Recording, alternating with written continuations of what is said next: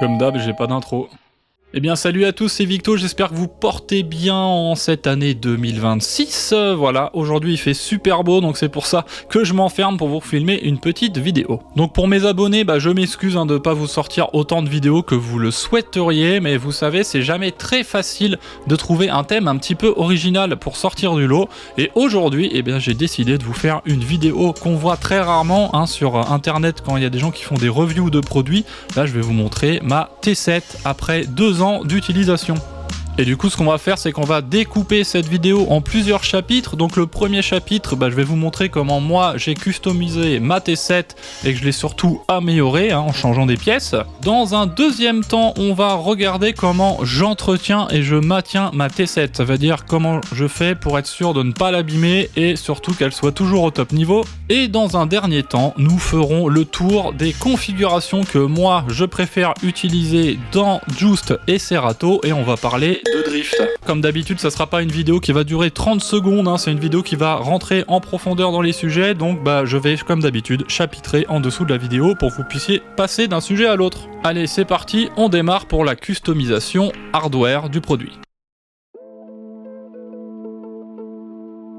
Alors premier sujet de changement sur mon contrôleur, la première chose que j'ai changé, c'est tout simplement de remplacer les faders d'origine qui sont qualitatifs mais qui sont pas hyper glissants par des faders double rail proposés par Hercule dans ce qu'ils appellent le kit premium. Donc ce qu'on va faire ensemble, c'est que je vais redémonter ma T7 pour vous montrer un petit peu comment faire pour bien les monter et être sûr de ne pas faire de bêtises. Donc pour ça, déjà il faut s'occuper de matériel. Donc première chose à faire, là l'éteindre. Le mieux c'est même carrément de la débrancher de l'électricité et de l'USB pour être sûr qu'il n'y ait pas d'électricité qui traîne. Ensuite on enlève les capuchons, voilà. Les faders, facile à enlever. Vous mettez ça dans une petite boîte à côté. Et après il y a 4 vis à démonter.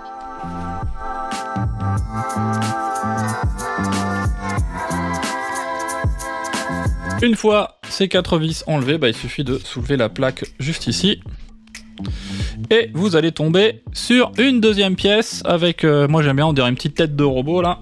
Donc là ce qu'on peut faire, c'est qu'il va falloir mettre un tournevis type cruciforme.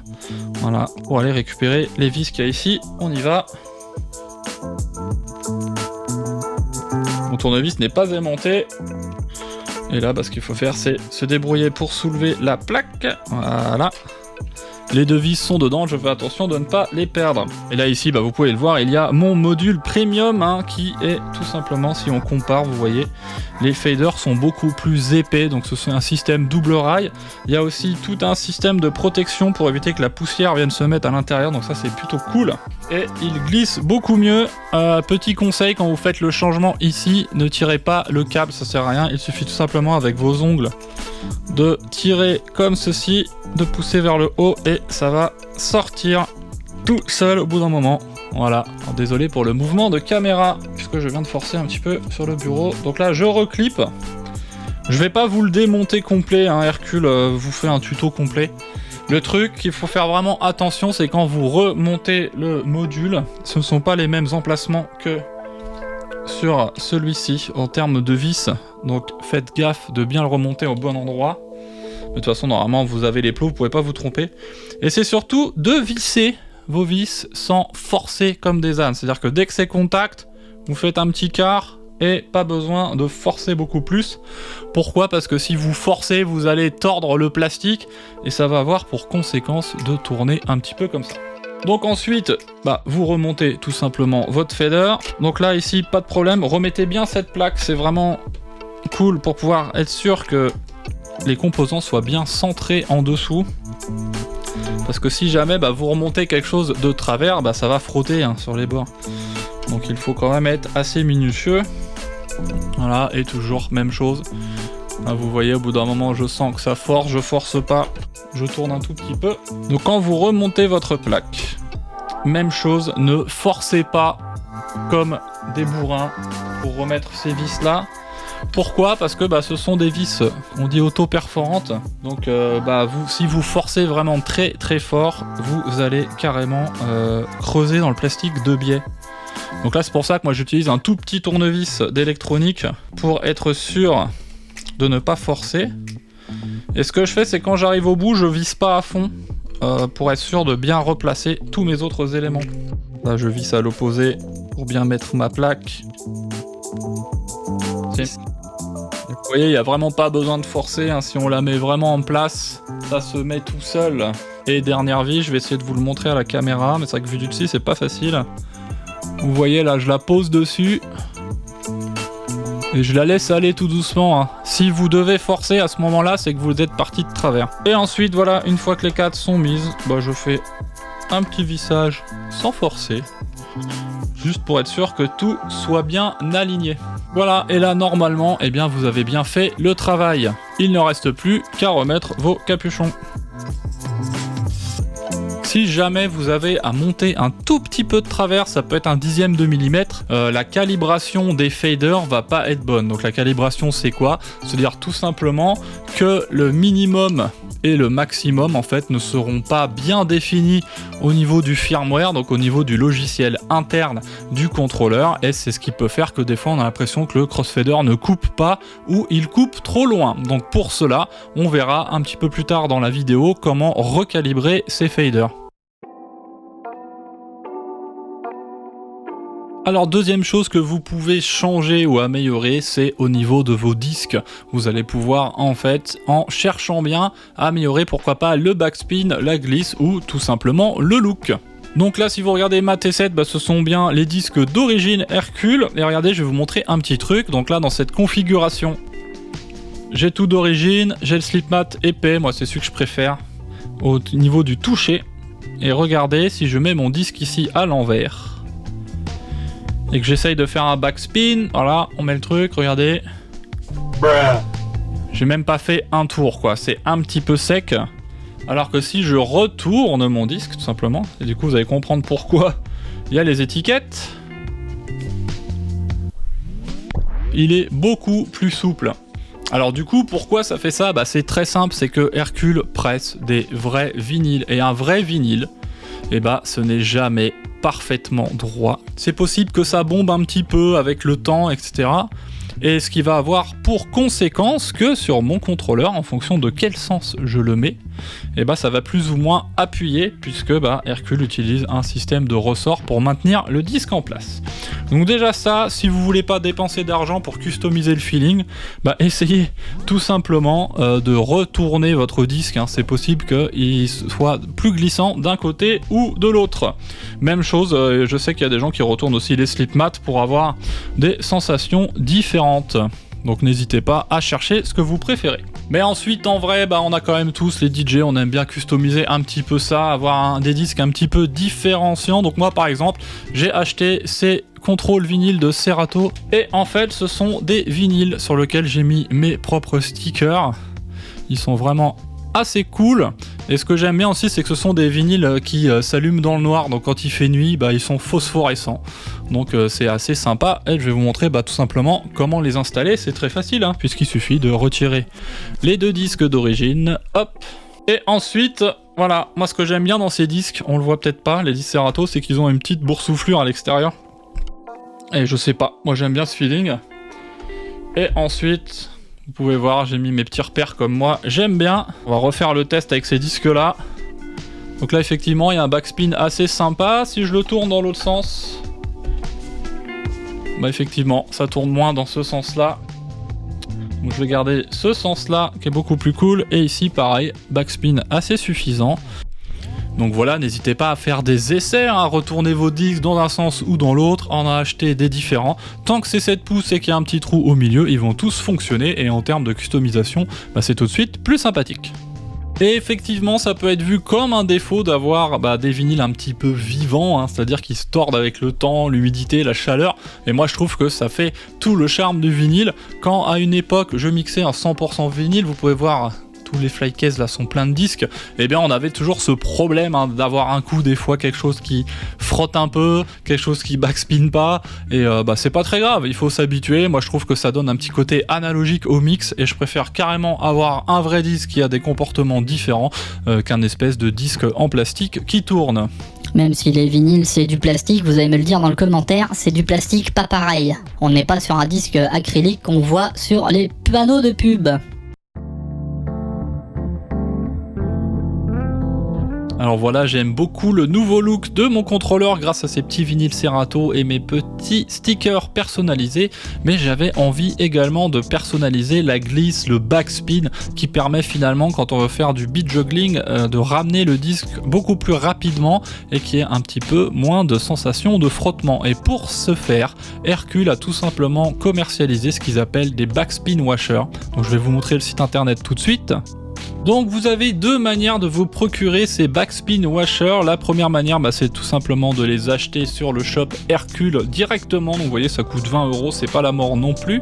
Mais vous pouvez aussi également les imprimer en 3D par vous-même. Donc sur la page Printables des imprimantes 3D là, vous allez retrouver sur cette page Hercule, je vous mettrai tous les liens dans la description, les fichiers pour pouvoir vous-même les imprimer. Voilà, donc moi c'est exactement ce que j'ai fait ici. J'ai imprimé en 3D mes petits washers et je vais vous montrer dans un instant comment on les monte. C'est parti. Eh bien ce n'est pas très compliqué, il faut tout simplement enlever son disque et son slip mat. Je vais les mettre là en attendant et l'objectif ça va être de retirer cette petite pièce de protection. Donc pour la retirer, c'est pas très compliqué. En dessous, en fait, quand vous mettez vos doigts dans les trous, vous allez sentir des petits clips. Tirer dessus. Voilà. Et là, on fait sauter la protection. Et en fait, c'est ça là que vous allez essayer de sentir avec vos doigts. Vous le faites popper. Donc là, je me retrouve avec un trou et je vais pouvoir y mettre mon petit washer. Vous pouvez voir là, ici, j'ai 3 tailles. J'ai S, j'ai du M, j'ai du L. Donc forcément, plus c'est S, moins c'est soulevé. Et plus c'est vers le L et plus ça va soulever. Donc ce qu'on va faire, c'est qu'on va... Tiens, on va mettre le L directement. J'installe bien mon slip mat et mon disque. Et je regarde ce que ça raconte cette fois-ci. Attention. Alors ça glisse extrêmement bien. Mais moi, j'aime pas quand ça glisse beaucoup trop. Donc... Pour le récupérer, il y a des petites encoches là. On attrape avec ses petits ongles. Hop là. Moi, je vais faire l'opposé, je vais mettre un S. Donc, vous voyez, si on le met bien, normalement ça glisse tout seul. Ah, ça c'est nickel ça.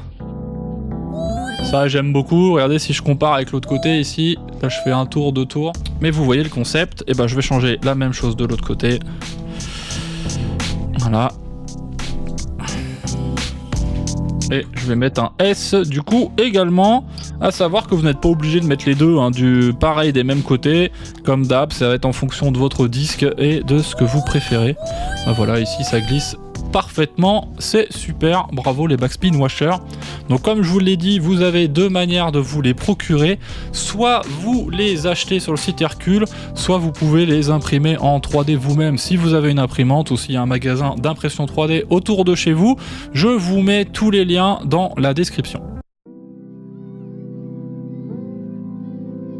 Donc là on est plutôt pas mal niveau disque, on a des nouveaux disques plus jolis, enfin moi que je trouve plus jolis pour moi. Je préfère la glisse que j'ai mis sur mes plateaux. La dernière chose que je voulais changer en plus au niveau des faders premium, c'est surtout de changer le capuchon. Donc là si je vous montre sur ma T7, y a les capuchons d'origine, ils sont jolis mais ils sont assez fins et c'est vrai que moi qui a des grandes paluches, j'aime bien avoir des capuchons un petit peu plus épais là au niveau de la pince et je sais pas, je trouve que je suis pas très confort. Donc ce que j'ai fait, c'est que j'ai conçu moi-même, toujours pour utiliser des imprimantes 3D parce que ça me fait marrer. Donc là vous avez le capuchon d'origine, vous voyez il est pas très large et moi j'ai conçu un capuchon tout fat et voilà ce que ça va donner au niveau du contrôleur. Je le pose, il se pose pile poil en hauteur et voilà, en largeur, on est un peu plus fat. Et moi, je préfère ça tout simplement. Donc ce capuchon, c'est moi qui l'ai fait. Pourquoi? Parce que j'avais des capuchons DJ Tech Tools, mais qui étaient faits pour des DJM Pioneer. Et le truc, c'est que ces capuchons, ils attendent d'avoir un mât qui est plus long que celui de la T7, ce qui fait qu'ils tiennent pas bien en place, ils finissent par bouger, et même limite sur des scratchs, on le perd, quoi. J'ai décidé de refaire en 3D moi-même mon capuchon ici. Eh bien, je peux vous le mettre si vous voulez sur Printables en gratuit. N'hésitez pas à me le dire en commentaire si ça vous intéresse.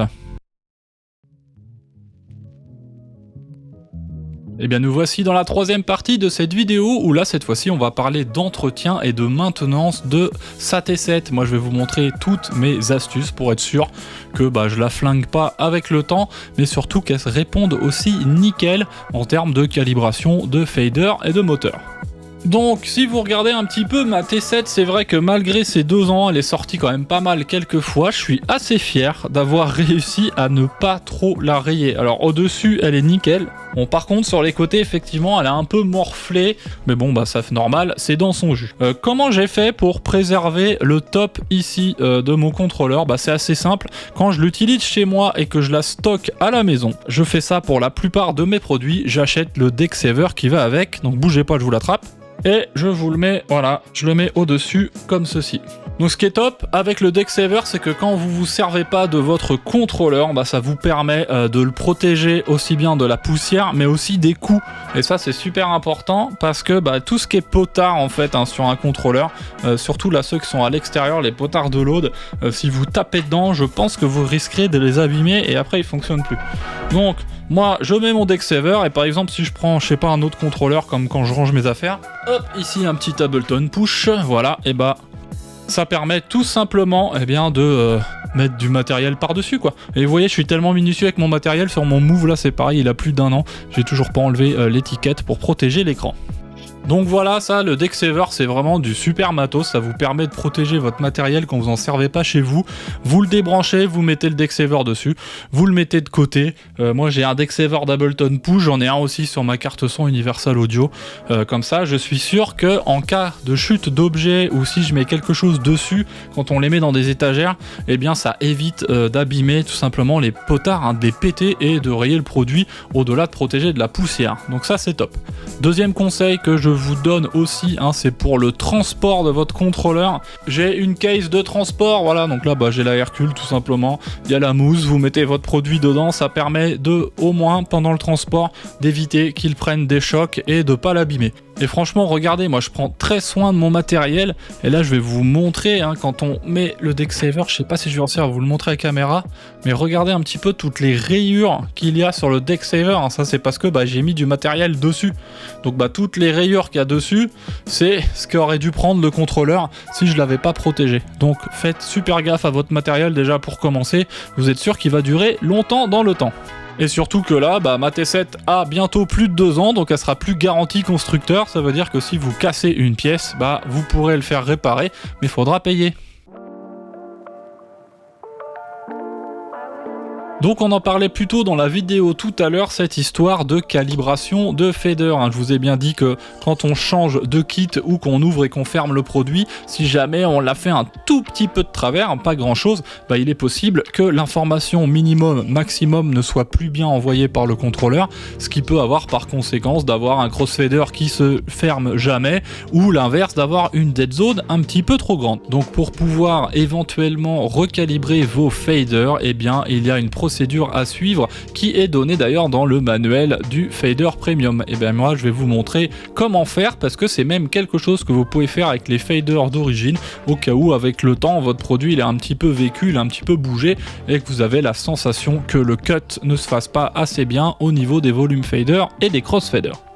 C'est parti pour cette petite calibration de fader. Donc comme je le disais avant, cette calibration elle marche avec tous les modules compatibles, donc soit avec celui d'origine mais aussi avec celui de chez InnoFader ou le premium module. Pour le faire c'est assez simple, vous éteignez votre contrôleur.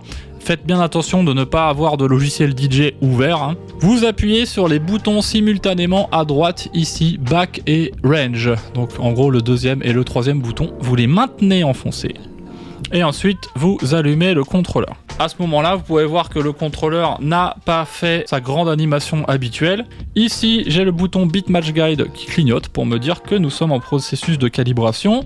Et il y aura 3 étapes. Donc la première étape, c'est pour ça qu'il y a les boutons 1 et 2 qui sont allumés. Ensuite, ça sera 3 et 1 et 2 et 3 ici. Ok. Donc là, ici, j'ai rien à faire. Ce que vous pouvez faire, c'est pas obligatoire. Vous mettez vos volumes tout en haut à fond et vous mettez votre crossfader au milieu. Vous appuyez une première fois et c'est à ce moment-là que le contrôleur attend qu'on lui donne les valeurs minimum et maximum des volumes fader et des faders. Et d'ailleurs, si vous ne faites pas les 3, vous ne pourrez pas passer à l'étape suivante. Regardez là, si j'essaye de passer à l'étape suivante, ça ne veut pas passer à l'étape suivante. Donc là, je vais prendre mon volume A, je fais bien le minimum maximum, sans forcer comme une vache. Pareil pour le volume de droite. Et le crossfader, même chose, je le fais, je le plaque bien, comme quand moi je scratcherais. Et ensuite, je le mets au milieu, hop. Et j'appuie une dernière fois pour valider. Toutes les LED sont allumées, je peux éteindre mon contrôleur. Et ça y est, la calibration est faite. Donc je rappelle que cette procédure va fonctionner avec vos faders d'origine, le fader premium ou le Inno Fader. N'hésitez pas à le faire si vous avez un doute, que vous avez l'impression que vous avez un petit peu trop de dead zone sur les bords ou que vous n'avez pas toute la progressivité du fader. Et là du coup on a fini avec les faders, on va maintenant passer à tout ce qui est système à courroie et au moteur. C'est parti. Alors le sujet qui va faire le plus débat avec la T7, c'est son entraînement à courroie, puisque si on en croit les rumeurs qu'on voit à droite à gauche sur les groupes Facebook ou dans les commentaires YouTube, une platine à courroie, la courroie si tu mixes avec, elle va exploser dans ta soirée et tu vas être en galère. Donc ça oui, effectivement, je partage ce sentiment, puisque moi il y a presque 30 ans maintenant. Oh là là, je suis vieux. Les premières fois que j'ai voulu jouer au DJ, j'utilisais la platine hi-fi des parents et quand on s'amusait à essayer de scratcher ou à maintenir le plateau, au bout d'un moment, on cassait la courroie. Je me souviens, c'était une platine Philips à l'époque et de casser la courroie, ça fait qu'on se fait aussi rapidement gronder. Quand on regarde un petit peu la conception de la T7, eh bien forcément la courroie, elle est beaucoup plus résistante, elle est beaucoup plus grosse et elle est faite pour tenir dans le temps. Et si on regarde un petit peu la mienne, si je regarde dans mes deux caches ici à gauche, à droite, voilà, je vais aller mettre les doigts dedans, hop. On peut en retirer les caches, ça vous permet d'inspecter si tout va bien. Et là, je sens que ma courroie, elle est quand même correctement tendue, elle a pas l'air trop sèche, il n'y a pas l'air d'avoir de débris non plus à l'intérieur. Donc tout a l'air d'aller pour le mieux, je ne pense pas qu'elle va se briser tout de suite. Moi, je vous avoue quand même qu'au bout d'1 an et demi, j'avais le sentiment que mes plateaux driftaient. Donc drifter, ça veut dire quoi? Ça veut dire que à 0, quand je me mettais à 0 au niveau des pitch faders, avec le même morceau, j'avais l'impression que en fait mes musiques se décalaient dans le logiciel, que ça soit avec Joost et Serato, même quand j'activais l'anti-drift. Et ça, je pense que c'est normal puisque vu qu'on a un moteur c'est pareil, ça se calibre pour avoir le minimum maximum au niveau des vitesses, au niveau des pitch faders. Et ça, il faut forcément c'est calibré en usine. J'ai eu l'information par le support technique d'Hercule et il y a aussi une procédure pour recalibrer ces moteurs pour être sûr qu'ils fonctionnent bien avec les disques et les slip mats et pourquoi pas les backspin washers qu'on a installés. Donc je vous montre ça tout de suite. Donc pour recalibrer vos moteurs, c'est hyper facile. Vous éteignez votre contrôleur. Donc on maintient assist et back bien enfoncé, on allume le contrôleur et voilà, on ne touche à rien. Les disques vont prendre différentes vitesses à 33 tours et 45 tours. Je les laisse faire. Et là, vous pouvez voir, mes pads sont passés en vert. Ça veut dire que tout s'est bien passé. Si jamais vous avez un pad qui se met en rouge, ça veut dire que le système de calibration n'a pas réussi à faire le minimum et le maximum. Donc à ce moment-là, revérifiez bien que vos disques sont bien à plat, que le contrôleur est bien comme il faut et relancez la calibration. Avec ça, vous êtes sûr à 100% que vos deux roues des deux côtés tournent exactement à la même vitesse pour ne pas que ça drift pendant qu'on mixe. Donc moi, mon conseil, c'est que si jamais lorsque vous mixez avec un logiciel, vous avez l'impression en jouant le même morceau, même BPM des deux côtés, que vos deux decks ont tendance à se désynchroniser beaucoup plus qu'une platine vinyle normale, parce que ça, on va y arriver juste après en regardant les configurations dans les logiciels, et bien si ça le fait vraiment de manière trop extrême et que c'est impossible pour vous de mixer, peut-être qu'une petite recalibration de moteur s'impose. Donc voilà, on a fini pour toutes ces petites astuces hardware, j'espère que ça vous a plu. Maintenant on va se concentrer sur les paramètres logiciels que moi je préfère et on va démystifier aussi une autre chose du côté de Serato avec son système anti-drift puisque j'arrive à lire n'importe quoi sur les forums. Qu'est-ce qui te prend à dire yep comme ça? J'ai pour dire yep. Alors dans cette partie, je vais vous montrer les petits tweaks, les petites configs que j'utilise dans Joost pour être un petit peu mieux avec ma T7. Alors attention, ce sont des préférences personnelles. Donc la première chose que je voudrais vous montrer, on va prendre cette vue-là, c'est un souci. Alors c'est pas vraiment un souci, mais c'est une config d'origine de Joost qui fait que quand on arrive à la fin du morceau, il revient automatiquement au début. Donc ça c'est un espèce de comportement de lecteur CD. Moi je préfère que le morceau continue de tourner indéfiniment. Donc du coup je vous montre ce que ça fait. Là si je vais à la fin du morceau de ma Padawan d'ailleurs, petite promo, regardez, on arrive à la fin du morceau et quand le morceau va se terminer, on voit la zone rouge là, pouf, ça éteint, ça arrête le moteur.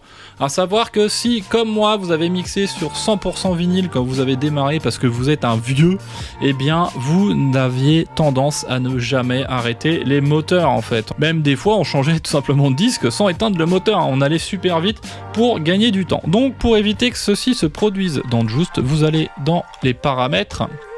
Donc moi c'est Settings, toujours mon Joost en anglais. Vous allez dans Deck et là vous avez au niveau des options Playback ici, donc c'est Stop and Rewind at the end of the track, donc en français je ne sais pas. Et je mets No. Et deuxième settings que je vais enlever aussi, c'est ici, c'est le Lock Playing Deck, donc c'est-à-dire de retirer la sécurité pour ne pas charger un morceau par-dessus un morceau qui est en lecture. Moi je préfère le faire parce que j'ai l'habitude. Si vous êtes encore débutant et que vous hésitez encore quel morceau est en train d'être joué, gardez cette sécurité. Ça peut être très pratique. Il y a une autre chose que vous pouvez faire, donc là moi je possède Joost Pro, et au lieu d'utiliser le Smart Sync qui est la synchro qui se met sur la grille, moi je préfère utiliser le Simple Sync qui va ne synchroniser que les BPM. Ça c'est quand j'ai la flemme d'utiliser les pitch faders, et ça peut être pas mal. Et d'ailleurs comme c'est quelque chose que je fais très rarement, j'ai même tendance à utiliser cette option pour désactiver la synchro quand je charge un nouveau morceau. Donc voyons voir ce que tous ces paramètres ont fait. Donc le premier, voilà, si je vais comme tout à l'heure à la fin du morceau,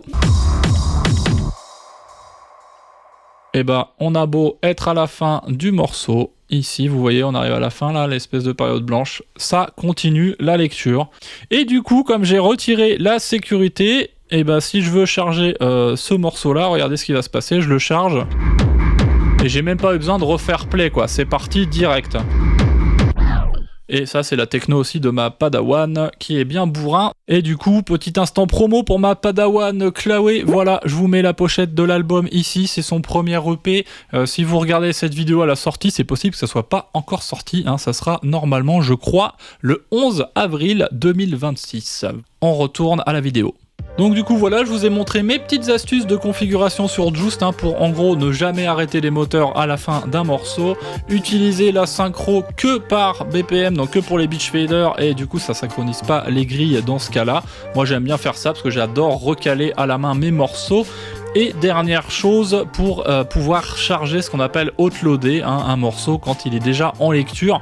Donc c'est un peu dangereux quand on débute, mais quand on a de l'expérience, c'est super cool de pouvoir charger un morceau à la volée et de jamais arrêter ses moteurs. Donc maintenant qu'on en a fini avec Joost, je vais vous montrer les configurations que j'utilise également dans Serato DJ Pro. C'est parti. Attends, il doit y avoir un système. Non, mais attends, tout à l'heure tu l'as ouvert. Et bien dans cette dernière partie de vidéo, on va regarder ensemble les configurations et les options que moi j'utilise dans Serato. Je vais vous expliquer pourquoi je l'utilise ainsi.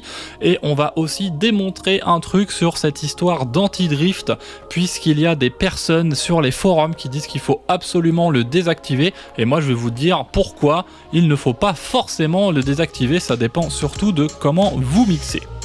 Donc là j'ai ouvert Serato, dernière version, là on est vers la 4.0 et je vais aller dans les configs de Serato juste ici. Donc là quand je vais dans les préférences, même chose, j'ai désactivé le Lock Playing Deck, donc ça c'est bien l'option pour éviter que vous ne mettiez un morceau par-dessus un morceau qui est en lecture, donc moi je retire cette option. Vous pouvez constater également ici au niveau du stop time, je l'ai monté un petit peu.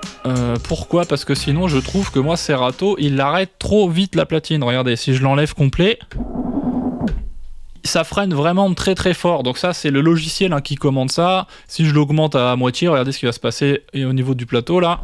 Quand je vais mettre pause, c'est un petit peu trop long. Donc moi j'aime bien le mettre par ici. Voilà, on a un petit stop un petit peu sympa. Moi j'aime bien des fois tuer les morceaux comme ça. Et j'enchaîne dans mon mix. Au niveau du chargement des morceaux, il y a un truc un peu cool dans Serato qu'il n'y a pas dans Just. Donc là, j'aime bien mettre Play Form Start, etc. Ça, c'est normal. C'est ici, c'est cette option Turn Off FX. Donc, qu'est-ce que va faire cette option? Ça veut dire qu'au chargement du morceau d'après, ça va désactiver les effets. Et du coup, pourquoi c'est cool? Je vous fais la démo tout simplement maintenant avec le morceau. On va dire que je suis en train de sortir de mix de ce morceau.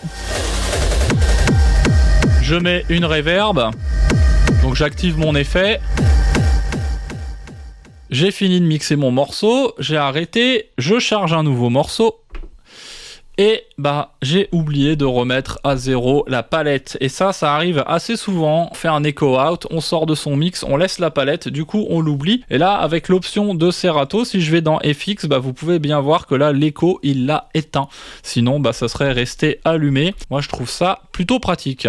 Autre chose que j'aime bien faire, c'est de mettre les stems au démarrage. Je le fais aussi sur Juice, je le fais sur Serato. Bien entendu, faut un ordinateur super récent. Si vous avez un Mac avec une puce Apple Silicon, ça marche de dinguerie, vous pouvez le laisser. Même option que sur Just, je n'aime pas avoir la synchro qui se colle automatiquement quand j'utilise Serato et que j'ai la flemme d'utiliser les pitch faders quand j'appuie sur Sync, donc moi je me mets en Simple Sync. Deuxième petite option, comme je suis pas un scratcher de fou, même si mon Mac va très très vite, moi je me laisse de la sécurité, je mets pas 1 milliseconde de latence interne du logiciel, je mets 2 millisecondes. Et si jamais votre ordi c'est un grille-pain, vous avez un vieux Mac ou un vieux PC, et n'hésitez pas à augmenter la latence, franchement même à 5 millisecondes c'est pas non plus une dinguerie. Dernière option à controverse, elle est là. Et ça s'appelle anti-drift. Donc qu'est-ce que l'anti-drift? Je vais vous faire un petit peu l'histoire de cette fonction.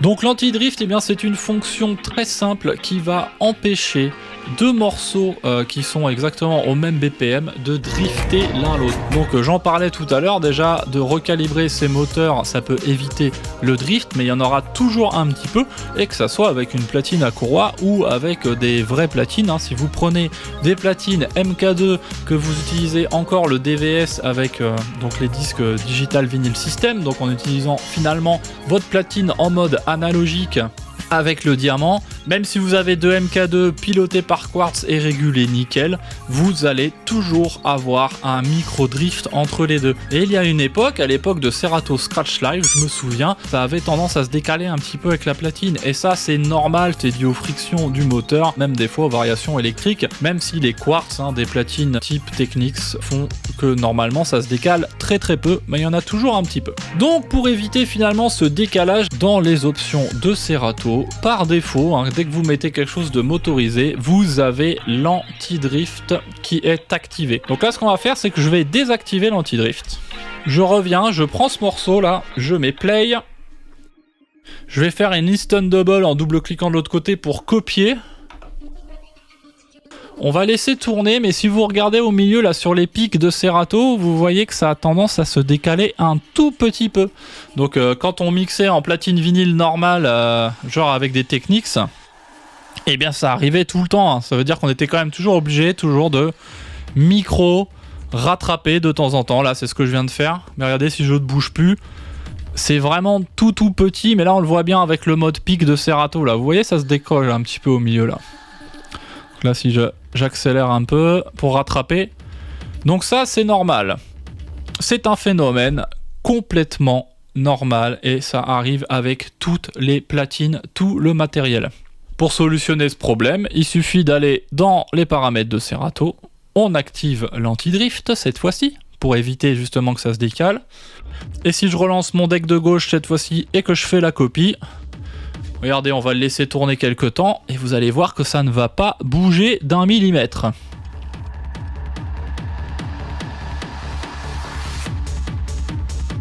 Donc là, ouais, je peux le laisser jusqu'au bout. Et ça ne va absolument jamais bouger. Donc là, effectivement, le travail de l'anti-drift, c'est de faire que les deux morceaux ne driftent pas quand ils sont ensemble. C'est-à-dire que quand je suis en train de mixer deux morceaux au même BPM, ça ne se décale plus parce qu'en fait, à partir d'un certain moment, Serato va ignorer les variations du moteur, comme quand on mixe avec un contrôleur qui n'a pas de moteur. Ça va avoir pour conséquence, si je mets un point Q ici, là, sur mon 1, hop, regardez en haut, je mets bien ma petite saucisse et mon chat sur les deux repères juste ici. On va prendre le chat là, hein, en repère ici. Je me mets bien sur le 1, on est pile poil sur le hot Q. Et bah regardez ce qui va se passer, je vais lire un petit peu en avant le morceau. Je vais faire des scratchs en avant, en arrière. Je vais refaire des petits scratchs en avant, on va aller un peu plus loin. Je fais exprès de faire plein de petits scratchs. Vous voyez déjà là, Serato, il essaie toujours de rattraper un petit retard. Je fais pause, regardez, je reviens avec le disque. Jusqu'à temps que sur l'écran, je sois sur le repère. Voilà. Et bah si je remets pile poil, regardez ma saucisse et mon chat sur les repères, vous pouvez regarder sur l'écran, c'est vraiment très minime, mais on n'est plus exactement au même endroit. Et ça, ce n'est pas un bug, c'est normal, c'est parce qu'à partir d'un moment quand j'ai fait lecture, Serato a décidé d'ignorer le plateau et ça crée ces micro petits décalages. Le problème, c'est que si vous êtes un méga scratcher et que vous avez besoin que ça ne bouge jamais, parce que vous faites beaucoup d'allers-retours, etc., au bout d'un moment, ça va se décaler un petit peu plus. Donc à ce moment-là, si vous êtes vraiment un gros scratcher, vous pouvez désactiver l'anti-drift, mais la conséquence de désactiver l'anti-drift, c'est que là le truc cool c'est que ça va jamais drifter puisque Serato n'ignorera jamais les plateaux quand vous êtes en lecture. Par contre, bah ça va finir par provoquer du drift tout léger, hein, des petites oscillations comme on peut avoir ici. Là je viens de dupliquer, vous voyez mes deux disques. Et au bout d'un moment, bah, ça se décale un petit peu dans le temps. Donc vous allez être obligé de rattraper comme on faisait avec des platines 100% analogiques. Donc, je répète, c'est très simple mais contre-intuitif. Si vous êtes un DJ qui mixe et qui fait des longues transitions, genre vous mixez de la house ou de la techno, et que vous n'êtes pas un scratcher qui veut de la précision au pouillème de millimètre, et bien à ce moment-là, laissez l'anti-drift activé sur Serato. Ça permettra que quand vous avez calé deux morceaux, ils resteront calés à vie tant que vous ne touchez pas au plateau. Mais sinon, si vous êtes un scratcher aguerri, que vous mixez que du hip-hop, que vous faites énormément de passe-passe ou de big juggling, et que ce micro-décalage vous dérange, bah à ce moment-là, vous pouvez retirer l'anti-drift, mais vous allez avoir pour conséquence de devoir tout recaler à la mano, comme à l'époque de nos bons vieux vinyles. Encore. Ça fait beaucoup là, non ? Et bien voilà, c'est déjà la fin de cette vidéo, j'espère qu'elle vous aura plu, j'espère que grâce à moi, vous saurez maintenant prendre soin nickel de votre T7, de la recalibrer aux besoins et de la personnaliser, de la pimper à votre goût pour avoir le feeling que vous préférez. Mais avant de terminer cette vidéo, je voudrais tout simplement répondre à un commentaire de la vidéo T7, je vous montre ça tout de suite. C'est une question de Eric, commentaire, il met « Salut Victor, j'espère que tu nous feras une présentation de la DJ Impulse T10. Effectivement, tu as l'œil puisque j'ai eu l'honneur d'être à Los Angeles pour la T10, pour l'annonce de ce produit finalement qui va être la grande sœur de la T7. Je vous montre, regardez, c'est dans la vidéo Crossfader. Si vous regardez, attention, il est là. Voilà, son serviteur, son homme est ici, donc je suis très content de faire partie de cette aventure. Et effectivement, est-ce qu'il y aura une vidéo de la T10 ? Peut-être, j'en sais rien, qu'il y a quelque chose là-dedans. Pour l'instant, j'ai pas le droit de montrer, donc je ne montre pas.